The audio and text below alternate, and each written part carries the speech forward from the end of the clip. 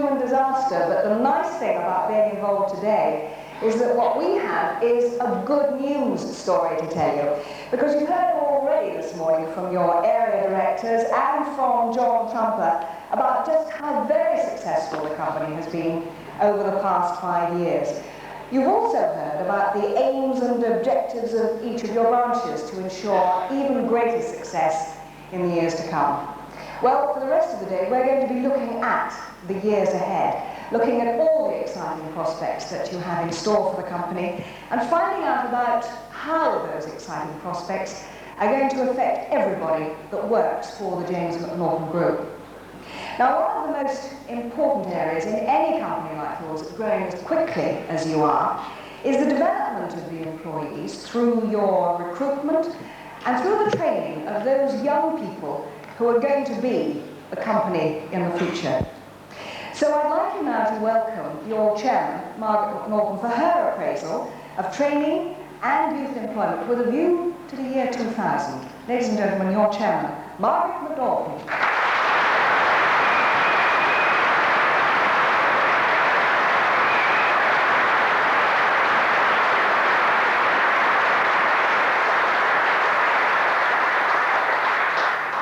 Thank you, Angela.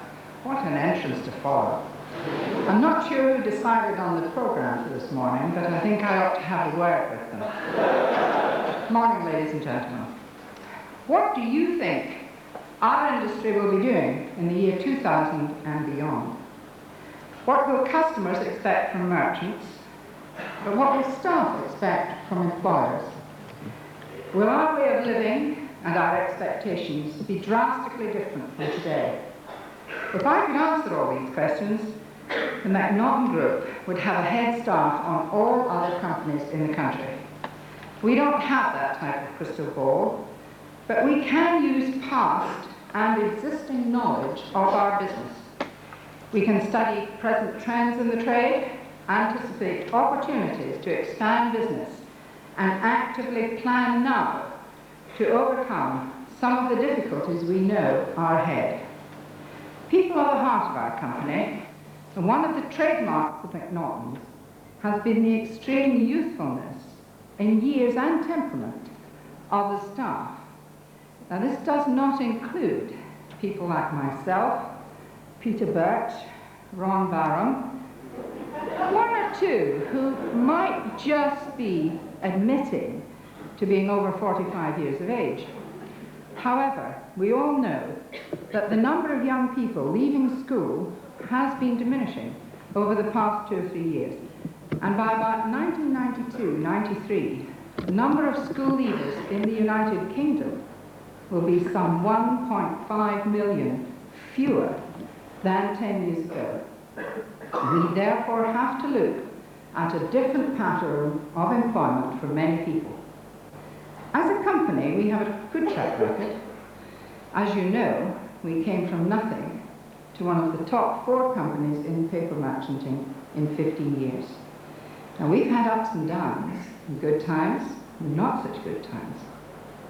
We were very fortunate that my late husband was a brilliant, dynamic, hard-working, far-sighted man with a wonderful sense of humour, a tremendous zest for life. And he knew any company could sell paper, but the difference in our company would be the people. We have the commitment to ensure the McNaughton Group maintains its position as a leading paper merchant into the next century. Our products, promotions and service are second to none. Our capacity for storing and moving paper is first class, and we will continue to maintain and expand our technology backup. But training in all its forms must become an even higher priority. Now, I would like to think that as far into the future as we can see, the people at McNaughton will be our #1 asset. Thank you, ladies and gentlemen.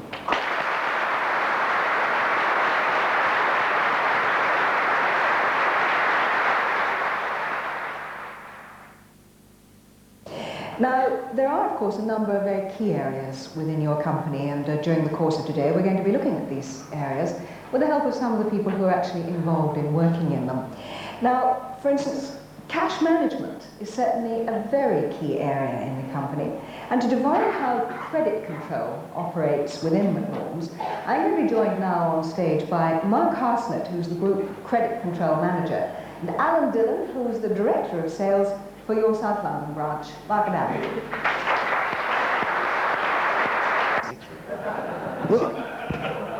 So you should have brought the fan club with you, you see, and then they'd have clapped and cheered all the way up, and we wouldn't have noticed that you fell over when you sat down, Mark.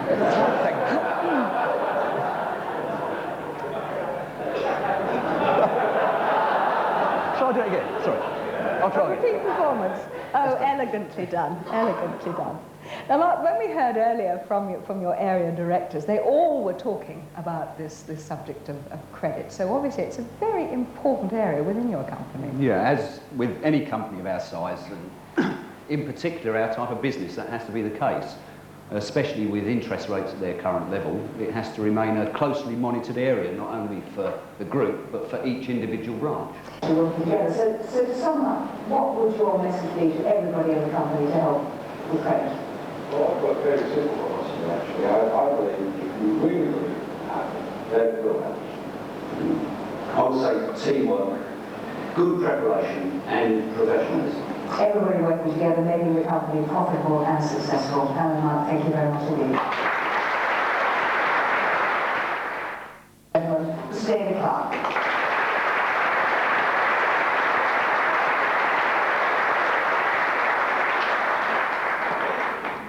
Merci, Angela. Bonjour, mesdames et messieurs.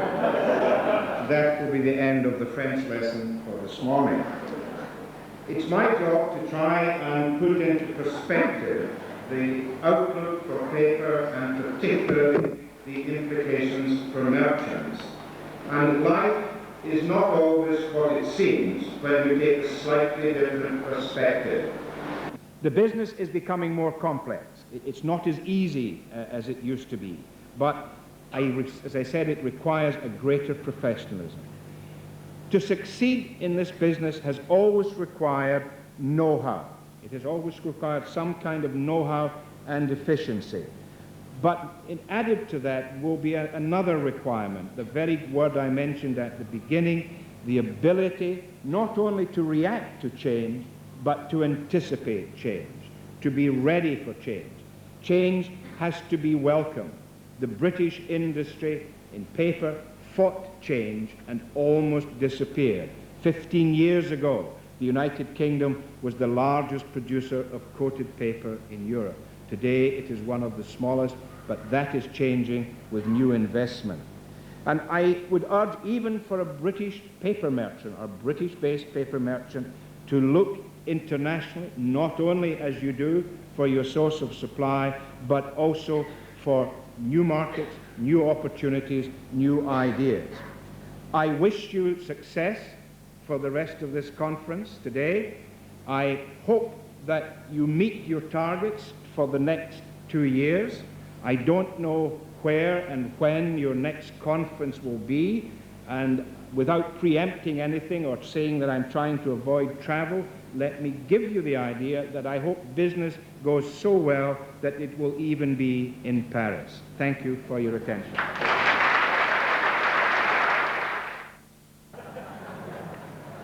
Now, in the light of what you've just heard from David, we're now going to hear from two people from your own company, because we're going to look at the prospects for paper merchanting in the United Kingdom. And we have a presentation now from John Trumper and Edward Fenaroli. Okay, David, thank you very much indeed for that very enjoyable and informative presentation.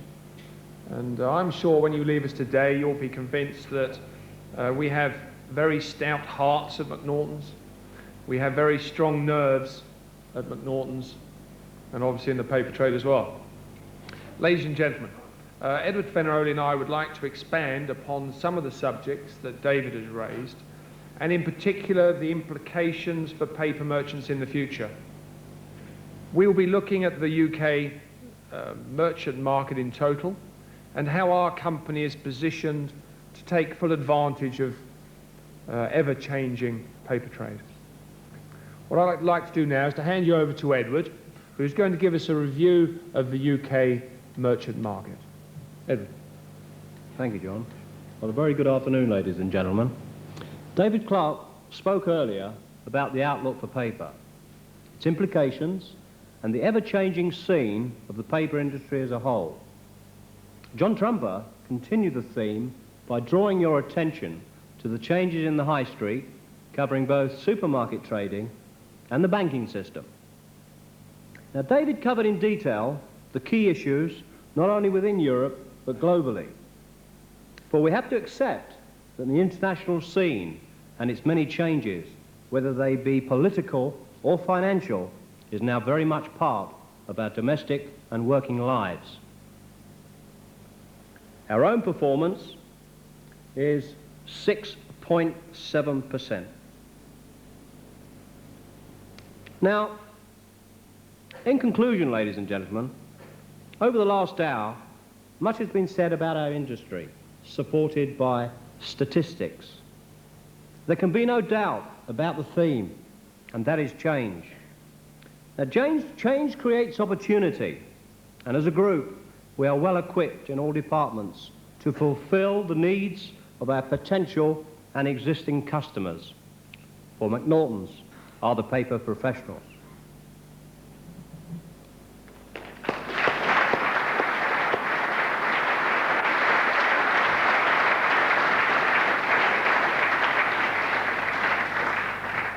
Well, thank you, Edward, for that review of the UK market. And as you say, our company is well positioned to take full advantage of the future. Now, David Clark also mentioned in his presentation the number of mergers and takeovers taking place and what could happen in 1992. Added to this, we have the complication of possible excesses in mill capacity. If you then consider the breakup of companies like BAT and Weems Teat, we find ourselves in a very complex situation, and it is impossible to guess what is going to happen. Why do so many mills want us to stock and sell their products? Try and put yourselves in their shoes, and let's just go through some of the advantages of dealing with McNaughton's. We are a true sales and distribution company. We have national distribution. We are a blue chip account. The size of our central warehouse, the position of our central warehouse, knowledge of marketplace, technical department, good advertising and marketing, most committed and enthusiastic paper merchant in the UK and Ireland. Those are just a few of the reasons why you would want us to stock and sell your products. If you then look at the opposition, you can understand why we are so attractive to so many mills. Finally, when the barriers come down in 1992, will McNaughton's be opening branches throughout Europe? I doubt it. However, we can be sure that the distribution of paper and the marketing of paper will be a key issue for the future. For if you control the distribution of paper, then you have some control over its price. As paper mill groups get bigger, they will have to rely more and more upon the national paper merchants to sell their products. This in turn will mean that the competition between the national merchants will intensify. And if we are to maintain our growth and profitability, we must continue to strive for perfection in every part of our business. Ladies and gentlemen, thank you very much indeed. Because one of the things that John was mentioning there particularly was that purchasing and distribution of paper really are fundamental to your industry and to your success. And to discuss now the work of the buying department, I'm joined by Philippe Gibson.